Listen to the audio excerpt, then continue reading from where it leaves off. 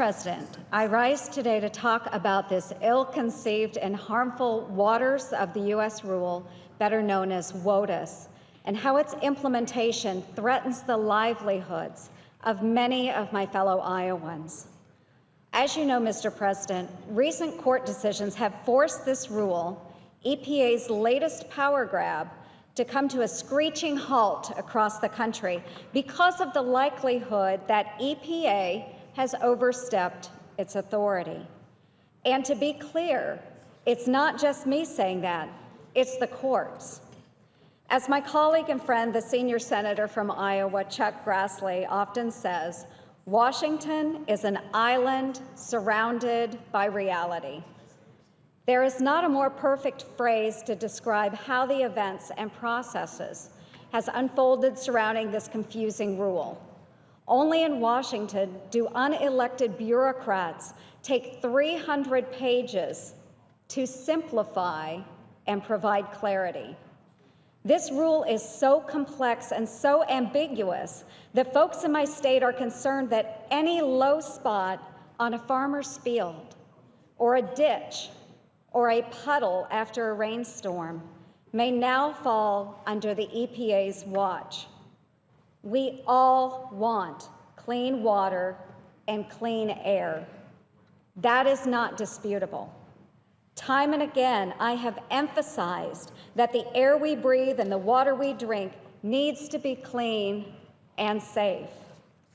Statements suggesting otherwise can't be farther from the truth. And it's unfortunate that the EPA continues to fuel that line of false attack through their election-style tactics and controversial lobbying efforts on social media.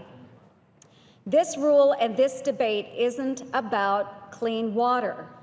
No, Mr. President, the heart of this debate is about how much authority the federal government and unelected bureaucrats should have to regulate what is done on private land. Look at my state of Iowa, and you can see the map behind me. Look at my state of Iowa. This rule would give the EPA extensive power to regulate water on 97% of the land in the state of Iowa. 97%. If you compare that to Iowa's federal land percentage in acreage of 0.3%, it is quite a shift in the current makeup of federal authority over the land in Iowa. I spent the weekend going back through letters my fellow Iowans have sent me on this issue, and so many of them are frustrated with the lack of common sense coming out of Washington. They are taking this issue personally because their livelihood depends on it. Many of the letters I get are from farmers who spend their days working land that has been in their families for generations, some going back over 100 years. They have an incentive to take care of their land and conserve it for future generations. Caring for the land and conserving is a way of life in the heartland. And it's as if the EPA just turns a blind eye to that fact.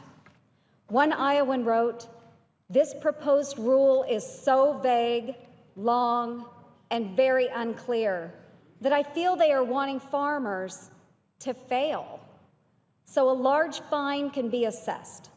Why am I taking this so personal?" she writes. "Because for me and my family, we live off this land. If we don't take care of it, it will not take care of us. So I will do whatever I can to protect this land and water for my children. My family lives on well water, my cattle drink from the same well, and I don't want either to get sick." That's what one Iowan wrote. And I believe the same, exactly, Mr. President. This rule would give EPA the authority to expand its power over family farms, small businesses, ranches, and other landowners in our rural communities. Iowans are so concerned about this rule because they know it will actually create a negative impact on conservation and it is contradictory to the common sense and voluntary work that is taking place in communities across Iowa today. In Iowa, we have had a state-level clean water initiative in place for several years now. It's a partnership between the state legislature, the Department of Natural Resources, the Iowa Department of Agriculture and Land Stewardship, Iowa State University, and a myriad of stakeholders across the state. The voluntary nutrient reduction strategy is based on extensive research and provides a path forward for conservation efforts that individual farmers can pursue with matching funds from the state.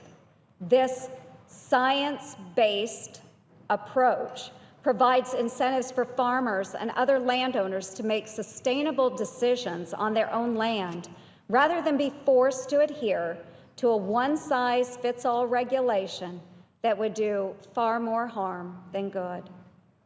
A farm in Iowa is not the same as one in Montana, and the rolling plains of Texas are very different from the hills and valleys of Pennsylvania. This is simply one more reason that this WOTUS rule is the wrong approach. A one-size-fits-all solution from inside the Beltway could have disastrous effects nationwide.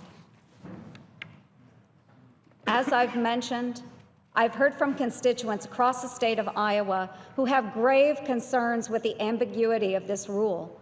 They are holding off on making conservation improvements to their land for fear of being later found out of compliance with this WOTUS rule and facing significant fines.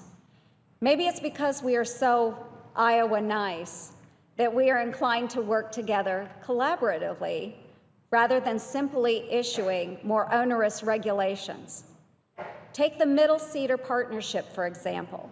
This project in eastern Iowa uses local dollars and state funding, coupled with federal grants from the USDA, to organize and advocate for land practices that improve water quality downstream. The coalition is made up of city, county, and state officials, business people, farmers, environmentalists, and other concerned citizens.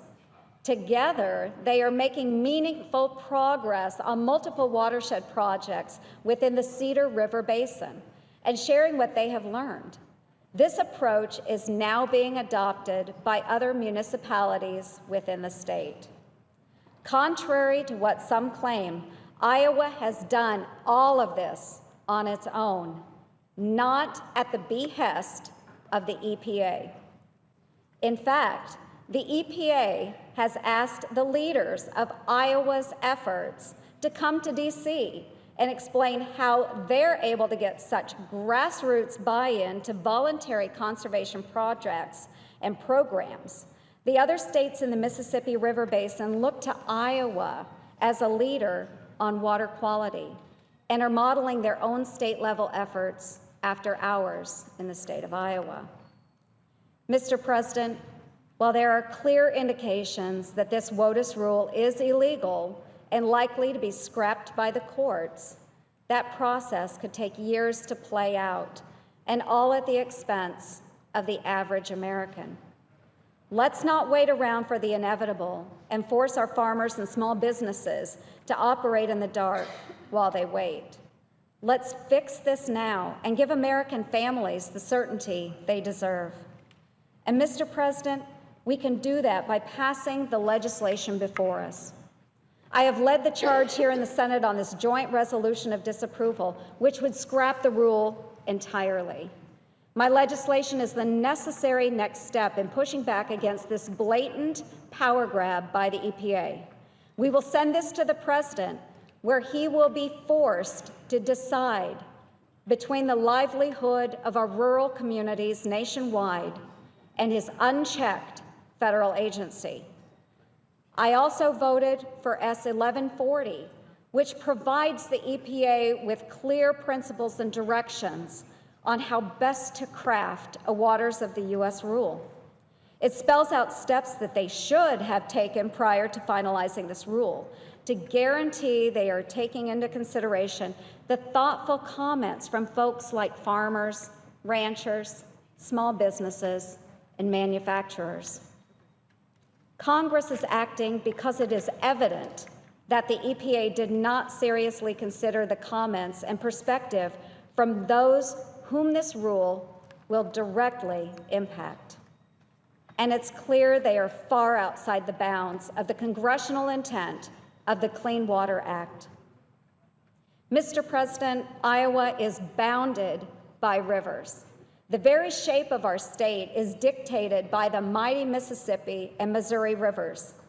Take one look at commerce and recreation happening on them, and it's easy to see why these are considered navigable water. When Congress passed the Clean Water Act, this was the type of water it intended to protect, not a grass waterway running across a farmer's field or a ditch bordering it. This rule ignores congressional intent and is nothing more than a power grab by the EPA. The EPA continues to run roughshod over Iowans, acting as if they are a legislative body, something they have no business doing. It's no wonder they have lost the trust of the American people and many here in Congress. Every community wants clean water to protect our nation's waterways, but we simply cannot allow mounting unnecessary regulations to overwhelm the common sense voice of hardworking Americans, especially when they are not based on sound science. And again, it's not just me saying that. The courts and the Army Corps have both called the EPA on their shaky data or lack thereof. Yet unelected bureaucrats remained committed to making a political decision instead of the right decision. As Iowa's United States Senator, it's my responsibility to speak up for the folks I represent and hold the federal government accountable when it's clear they have gone too far. And make no mistake, they have here. And with that, Mr. President, I yield the floor. I would note the